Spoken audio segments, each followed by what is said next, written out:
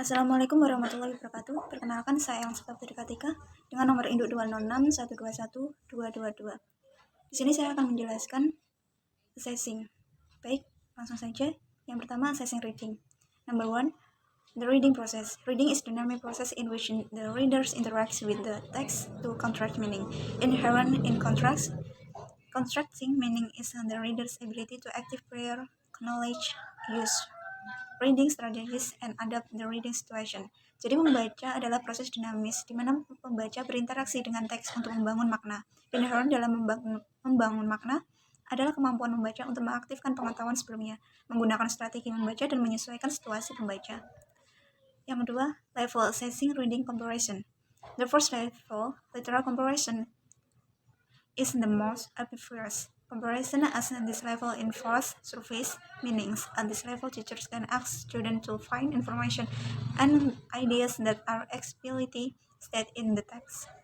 Pemahaman pada tingkat ini melibatkan makna permukaan. Pada tingkat ini, guru dapat meminta siswa untuk menemukan informasi dan ide-ide yang dinyatakan secara eksplisit dalam teks.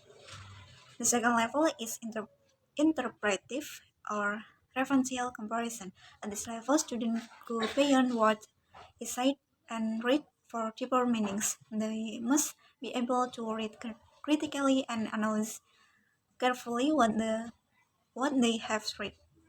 Student needs to be able to see relationship among ideas, for example, how ideas go together, and also see the implied meanings of these ideas. It also involves that before our student can do this, they have to first understand the ideas that are stated literal comparison. Pada tingkat ini, siswa melampaui apa yang dikatakan dan dibaca untuk makna yang lebih dalam. Mereka harus mampu membaca secara kritis dan menganalisis dengan cermat apa yang telah mereka baca. Siswa harus mampu melihat hubungan antara gagasan, misalnya bagaimana gagasan berjalan bersama, dan juga melihat makna tersirat dari gagasan tersebut. Jelas juga bahwa sebelum siswa kita dapat melakukan ini, mereka harus terlebih dahulu memahami ide-ide yang dikemukakan atau pemahaman literal.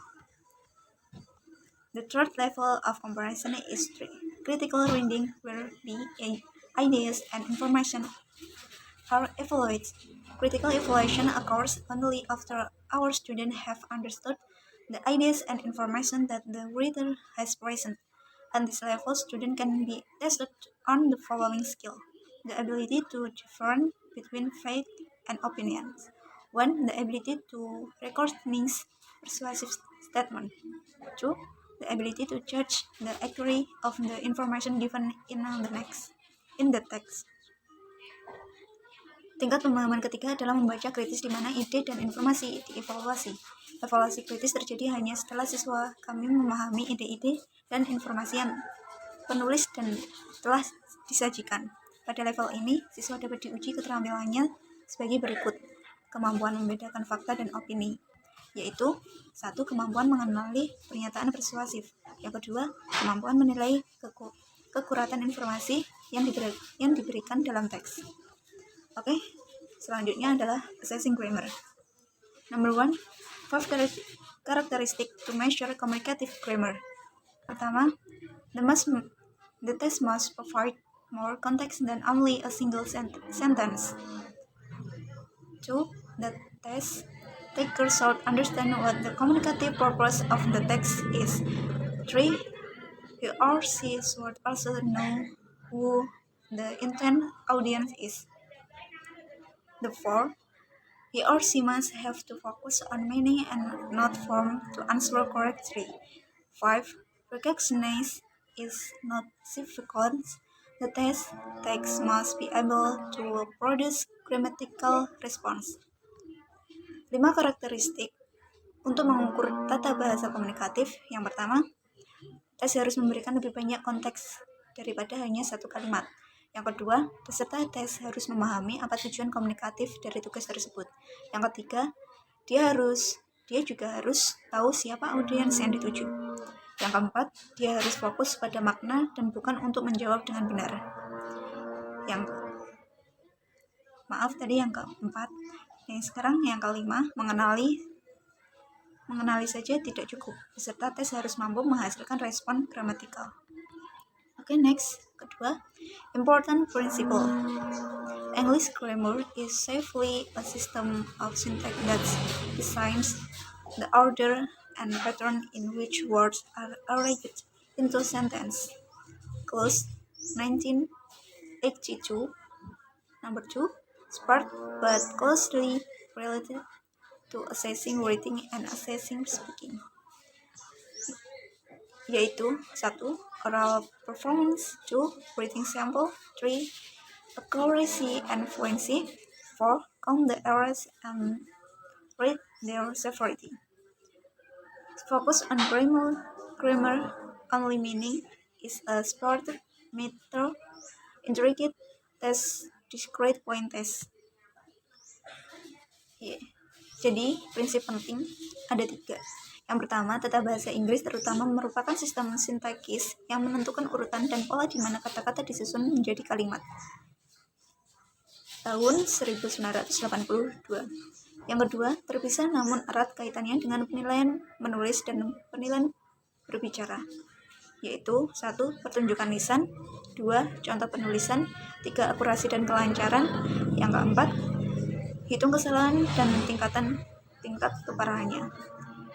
Number 3, fokus pada tata bahasa, maka makna adalah soal terpisah tes terintegrasi tes poin terpisah. Oke, yang selanjutnya assessing writing. Number 1, genres of writing. 1. Academic writing, papers and general subject reports, thesis, compositions, academically focused journal, short answer test response, technical reports, dissertation. 2. Job-related writing, messengers, letters or emails, memos, reports, schedules, labels, sign, advertisement, announcement, manuals. 3. Personal writing, letters, email, greeting card, invitation, message, notes, calendar entries, shopping list, reminds, financial documents, form, questionnaires, medical reports, immigration documents, diaries, personal journals, fiction, short story poetry. Jadi yang pertama, genre penulisan. 1. Penulisan akademik, makalah dan laporan subjek umum seperti esai, komposisi, jurnal, dan lain-lainnya.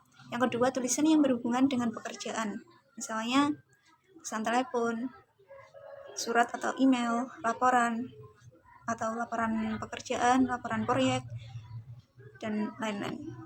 Yang ketiga, tulisan pribadi, yaitu surat, email, kartu ucapan, undangan, pesan. Number 2, categories of writing skill. 1. Micro skill. Micro skill of writing are appropriately applied to imitative and intensive types of writing tasks. 2. Macro skills.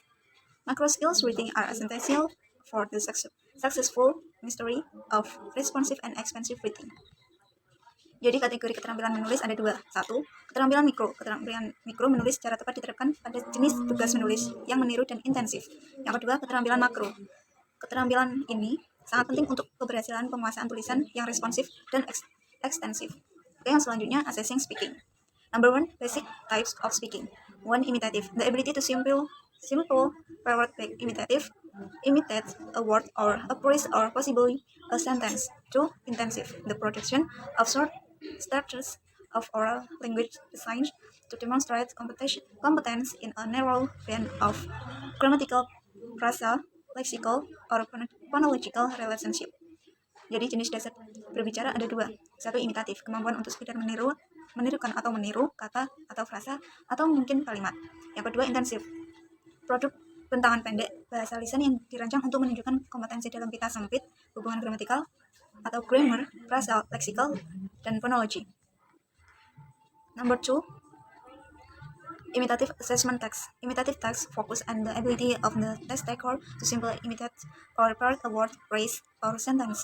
This assessment focus on the phonetic level of oral production. not meaning, and requires listening just for the prompt. This type of assessment helps teacher assess the student pronunciation skills. Below, I have included a common imitative assessment that can be created or adapted from a research to cater to any varying proficiency level. Word and sentence repetition texts are very commonly used for assessing imitative speaking. Jadi tugas penelitian imitatif berfokus pada kemampuan peserta tes untuk meniru sebuah sebuah kata, frasa, atau kalimat. Penilaian ini berfokus pada tingkat fonetis, produksi lisan, yaitu pengucapan. Tidak berarti dan membutuhkan mendengarkan hanya untuk prompt. Jenis penilaian ini membantu guru untuk menilai kemampuan pengucapan sesuatu. Dan di bawah ini, saya telah menyertakan penilaian imitatif umum dengan kriteria penilaian yang dapat dibuat dan diadaptasi dari sumber daya untuk memenuhi berbagai tingkat kemahiran. Tugas pengulangan kata dan kalimat sangat umum digunakan untuk menilai, berbicara, dan meniru. Yang selanjutnya, assessing listening. Number 1, the importance of listening. One reason of this emphasis for this emphasis is that listening is often employed as a component of speaking. How could you speak a language without also listening? Therefore, we need to pay close attention to listening as a mode of performance for assessment in the classroom. Begins with basic principle and type of listening, and then move to the text that can be used to assess listening. Jadi pentingnya mendengarkan, salah satu alasan untuk penekanan ini adalah bahwa mendengarkan sering diimplikasikan sebagai komponen berbicara. Bagaimana Anda bisa berbicara bahasa tanpa juga mendengarkan? Oleh karena itu, kita perlu memperhatikan dan mendengarkan sebagai cara kinerja untuk penilaian di kelas. Dimulai dengan prinsip dasar dan jenis mendengarkan, dan kemudian beralih ke tugas-tugas yang dapat digunakan untuk menilai dan mendengarkan. Yang kedua, basic types of listening. Basic type of listening design approach assessment text in listening begins with the specification of objective or criteria. This objective might be classified in terms of several types of listening performance. Jadi jenis mendengarkan dasar. Merancang tugas penilaian yang tepat dalam mendengarkan dimulai dengan spesifikasi tujuan atau kriteria. Tujuan tersebut dapat diklasifikasikan dalam beberapa jenis kinerja dan mendengarkan. Baik, sekian dari saya. Mohon maaf bila ada kekurangan dalam video ini. Saya mohon maaf. Sekian dan terima kasih atas perhatiannya. Wassalamualaikum warahmatullahi wabarakatuh.